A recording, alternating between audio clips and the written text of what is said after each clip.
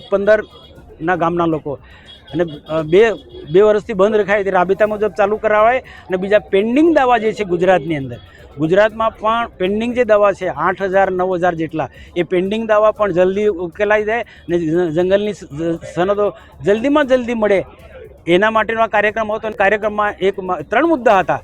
એક નાલખોપીના જે લોકોની સાથે ન્યાય થવો જોઈએ, એમનું જે ખેડાણ છે રાબેતા મુજબ ચાલવું જોઈએ અને બીજું પેન્ડિંગ દાવાવાળો પ્રશ્ન પણ જલ્દી ઉકેલાવો જોઈએ અને નવું ખેડાણ અટકવું જોઈએ અને નવા વૃક્ષો વાવવા જોઈએ, વનસૃષ્ટિ બચવી જોઈએ, એ પણ અમારો અભિયાન છે. તો આના કાર્યક્રમ રૂપે આજે અહીંયા નાલખોપી ગામે આ કાર્યક્રમ રાખવામાં આવ્યો તો ખૂબ છે. બધાની એક જ માંગણી છે કે જે 2 વર્ષથી ખેડાણ ખોટી રીતે અટકાયું છે એ રાબેતા મુજબ એ ચાલુ રાખવું જોઈએ. પછી જમીન નામે કરવાનું કે એ પછી મુદ્દો આવશે, પુરાવાના બધું એ પછીની વાત છે. પણ હમણાં જે અટકાયું છે 2 વર્ષથી ફોરેસ્ટના લોકોએ એ નિરંતર ખેડાણ ચાલુ રહેવું જોઈએ, બધાની માંગણી છે. સાહેબ, હમણાં સરકાર અટકાવે છે અને તમે એવું કહો છો કે ચાલુ કરી દો, શું કહેશો? તો અટકાવશે તો સરકારનું કામ કરશે, અમે અમારું કામ કરીશું. અમારો હક ને અધિકાર થોડો જતો કરવાના છે. જો અમે ખેડાણ બિલકુલ બંધ કરી દઈશું તો પછી અમારો હક દાવો જતો થશે. અમારો અધિકાર હક દાવો જતો નથી કરવા. અમારો હક દાવો છે એના માટે ભલે સરકાર રોકે, અમે બધાની અપીલ પણ કરી કે ગાંધી ચિંધ્યા માર્ગે આપણે લડત લડવાની છે.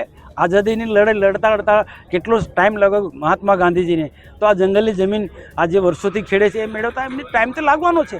અને ગાંધીનગરમાં બેઠા બધા નથી, કેટલાક માનવતાની દ્રષ્ટિએ આદિવાસીઓને હિત વિચારનારા લોકો પણ છે, પણ કેટલાક આ જમીન ઝૂંટવીને એમાં કંઈ પ્લાન્ટેશન કરવું અને નાણાકીય લાભ લેનારા લોકો પણ છે જે અમને નડે છે. એની સામે અમને વાંધો છે. અધિકારીઓની આપણે વાત કરી કે અધિકારીઓ 400-500 એકર આ લોકો પાસે છોડાઈને ત્યાં વાવેતર કરે છે, તે શું? જો મારો બહુ સ્પષ્ટ હું આરોપ નથી, પણ મારી પાસે ઘણા બધા પુરાવા છે કે પ્લાન્ટેશનો થાય છે. એ પ્લાન્ટેશનો કંઈ 100% થોડા થાય છે. મારી પાસે કેટલાક પુરાવા છે, વર્ષોથી હમણાં પૂરતું ને પહેલેથી જે પ્લાન્ટેશન થાય છે એ પ્લાન્ટેશન ખાલી પેપર પર જ હોય છે અને કરોડો રૂપિયા ખર્ચ થાય છે. એ પણ બધું પેપર પર, એ પૈસા ક્યાં જાય છે એમને બધાને ખબર છે, તો આ જે 500 એકર જમીન છોડાવી ને એમાં પ્લાન્ટેશન કરવાના કેટલા કરોડ રૂપિયા આવી જાય, તો એમાં તો એમને અધિકારી તો જે કેટલાક લોકો, બધા અધિકારી એવા નથી, કેટલાક માનવતાની દ્રષ્ટિએ આદિવાસીઓ માટે વિચારનારા લોકો પણ છે. તો આ જે 400-500 હેક્ટરની અંદર પ્લાન્ટેશન કરો તો કેટલા કરોડ રૂપિયા આવી જાય, તો કેટલા બધા એમને માલ મળી જાય.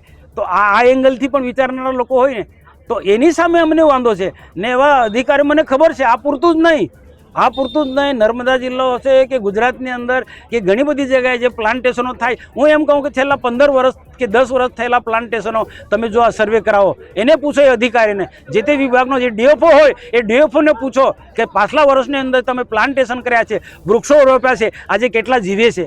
આ તો ખાલી લોકોને મૂર્ખ બનાવવાની વાતો છે. પણ આજે અમને ગૌરવ સાથે કહેવું પડે કે દેશના પ્રધાનમંત્રી નરેન્દ્રભાઈ મોદી સાહેબે આજે મા કે નામ એક વૃક્ષ વાવવાની વાત કરી છે.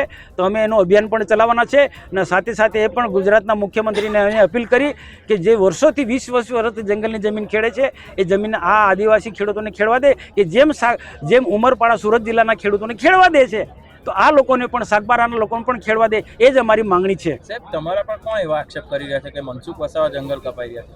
એ તો આક્ષેપ કરનારા ઘણા લોકો કરે છે. આજે જે દિવસે મને કેટલાક મંત્રીએ એવું કહ્યું કે તમે જાઓ સમજાવો, જે સામૂહિક રીતના ખેડાણનો કાર્યક્રમ રોક્યો હતો ગયા અઠવાડિયે, સામૂહિક રીતના હું તો એમાં આવવાનો હતો, હું સમજાવવા માટે કે આપણો આ સામૂહિક ખેડાણનો કાર્યક્રમ બંધ રાખો, અને એમાં સફળ પણ રહ્યો. અને એ બધાને મારી અપીલ માને પણ સામૂહિક ખેડાણ બંધ રાખ્યું હતું, મારી અપીલને ધ્યાનમાં રાખી. પણ જ્યારે રિટર્નમાં થયો ત્યારે કેટલાક ઉચ્ચ અધિકારી, જે ડીએફઓ ખાસ કરીને, બીજા ગાંધીનગરમાં બેઠેલા કેટલાક અધિકારીઓની સૂચનાથી મને રોકવામાં આવ્યો. મારા રોડ પર 2 બસો મૂકી દીધી અને મારી સાથેના લોકો સાથે બીભત્સ પ્રકારની, મને ગાળો નથી દીધી, પણ મારી સાથેના લોકોની સાથે બીભત્સ પ્રકારનું વર્તન કરે, એમને ગાળો માંડી, રેકોર્ડ છે મારી પાસે. તો આવા લોકો એવો આક્ષેપ કરે છે કે મનસુખભાઈ આદિવાસીને ઉશ્કેરવા આવે છે, જંગલ કપાવે છે. એની ચિંતા નથી. મારો એક રેકોર્ડ છે કે વર્ષોથી ક્યારેય પણ ખોટી રીતના જંગલ કપાતો નથી. હા, જૂનું વર્ષોથી ખેડાણ હોય, જેની પાસે પુરાવા છે, ખેતીલાયક જમીન છે, ખેડે છે, એને હક મળે, એ વાત મારી છે પહેલેથી. પણ નવું ખેડાણ નહીં કરવું જોઈએ, જંગલ પણ બચવું જોઈએ, એ પણ મારું અભિયાન છે. વાળા નથી. જ્યારે અમે તો અમારા હક ને અધિકારની લડાઈ લડીએ છીએ, આદિવાસીને ઉશ્કેરતા નથી. આક્ષેપ કરનારા લોકો ભલે આક્ષેપ કરે, પણ અમે ગાંધી ચિંધ્યા માર્ગે આગળ કાર્યક્રમ કરી રહ્યા છે. અને આવનારા દિવસોમાં પણ આજે મેં જ અપીલ કરી, ખેડાણ ચાલુ રાખજો, પણ ગાંધી ચિંધ્યા માર્ગે ધરપકડ વરાય તો વરી લેજો, પણ આપણે આપણો હક ને દાવો છોડો નહીં.